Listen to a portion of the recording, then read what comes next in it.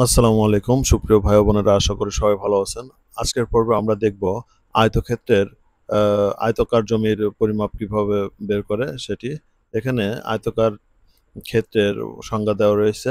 আয়তক্ষেত্রের যে চতুর্ভুজের বিপরীত বাহুদ্বয় পরস্পর সমান ও সমান্তরাল এবং প্রতিটা কোণই সমকোণ তাকে আয়তক্ষেত্র বলে। এবং আয়তক্ষেত্রের ক্ষেত্রফল নির্ণয়ের সূত্র রয়েছে দৈর্ঘ্য গুণন প্রস্থ। এবং এখানে একটি চিত্র দেওয়া রয়েছে, একটি আয়তকার চিত্র দেওয়া রয়েছে, আপনারা খেয়াল করুন। তো এটার দৈর্ঘ্য দেওয়া আছে ১২০ ফিট এবং প্রস্থ দেওয়া আছে ৮০ ফিট। তাহলে সূত্র অনুযায়ী দৈর্ঘ্য গুণন প্রস্থ অর্থাৎ ১২০ গুণন ৮০। তাহলে এই দুইটাকে গুণ করলে যে গুণফলটা পাবো এটা হবে বর্গফুট, অর্থাৎ ৯৬০০ বর্গফুট আমরা পেলাম। এখন ৯৬০০ বর্গফুটকে আমরা ৪৩৫.৬ দিয়ে ভাগ দেবো।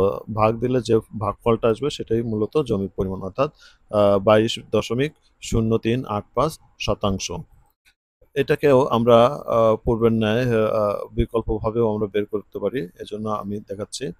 তো বিকল্পভাবে বের করার জন্য এই পুরা আয়তক্ষেত্রটাকে আমরা ২ টা ত্রিভুজ অংশে ভাগ করে নেব। অর্থাৎ এই হবে একটি ত্রিভুজ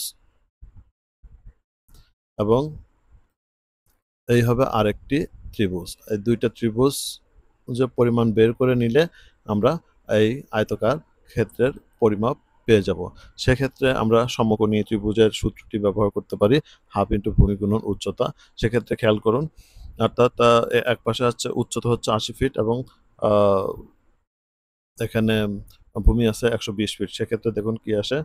তাহলে আমরা যদি সেই হিসেবে বের করি তাহলে ১২০ গুণন ৮০, তাহলে আসতেছে ৯৬০০ বর্গফুট ভাগ ভাগ ২। তাহলে একটি ত্রিভুজের ক্ষেত্রফল আসতেছে ৪৮০০ বর্গফুট।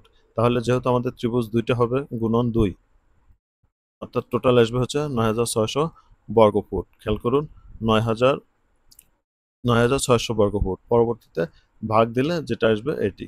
অর্থাৎ ২ টাতেই সেম প্রক্রিয়ায় একই জমি পরিমাণ বের হবে। তবে যেকোনো ক্ষেত্রের আ জমি পরিমাণ বের করার জন্য ক্ষেত্রটিকে অবশ্যই ত্রিভুজে ভাগ করে নেওয়াই উত্তম। তাহলে সঠিক জমির পরিমাপটি পাওয়া যায়। এই ছিল আজকের আ ভিডিও। আবার দেখা হবে নতুন কোনো ভিডিও নিয়ে। সে পর্যন্ত ভালো থাকুন, সুস্থ থাকুন। আল্লাহ হাফেজ।